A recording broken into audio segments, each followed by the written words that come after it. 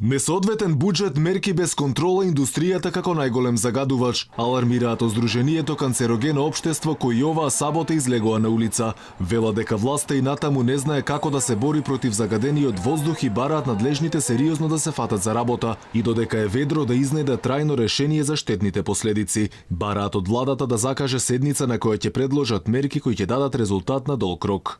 Итна владина седница и зголемување на буџетот против загадувањето согласно 10-кратното загадување, бараме и 10-кратно зголемување на актуелниот буџет, бидејќи гледаме дека тој воопшто не е доволен и нема никакви мерки кои што го намалуваат загадувањето, освен ветерот кој што чекаме да дувне. Институциите велат од Здруженијата не се заинтересирани да го решат проблемот со загадениот воздух и последиците што ги трпат сите, а поготово децата. Од нив бараат час поскоро да се фатат за работа.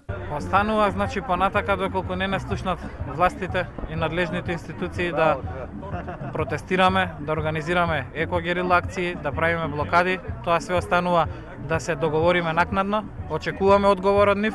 Очекуваме да не слушнат, се работи за доброто на сите, се работи за здравието на граѓаните на Република Македонија и очекуваме секоја сабота да има поголем број на граѓани.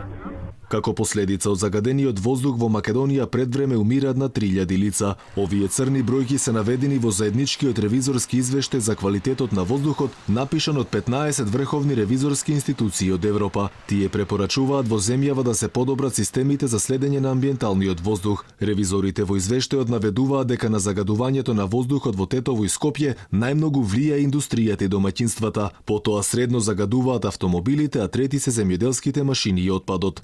Еколошките организации постојано потенцираат дека владиниот буџет за справување со загадувањето е недоволен. Тие повикуваат подитно да се постават филтри на фабриките, меѓу кои и еден од најголемите загадувачи е рек Битола. Еколозите велат дека конечно треба некој да преземе одговорност, зашто рокот за поставување филтри постојано се пролонгира кога има проблем, кој директно паѓа врз здравјето на луѓето. Градоначалникот на Скопје е свесен дека недостасуваат многу работи, меѓу кои соработка меѓу институциите, кои сите заедно треба да ја водат битката против загадувањето. За жал не секогаш имаме одговорен однос од останатите институции.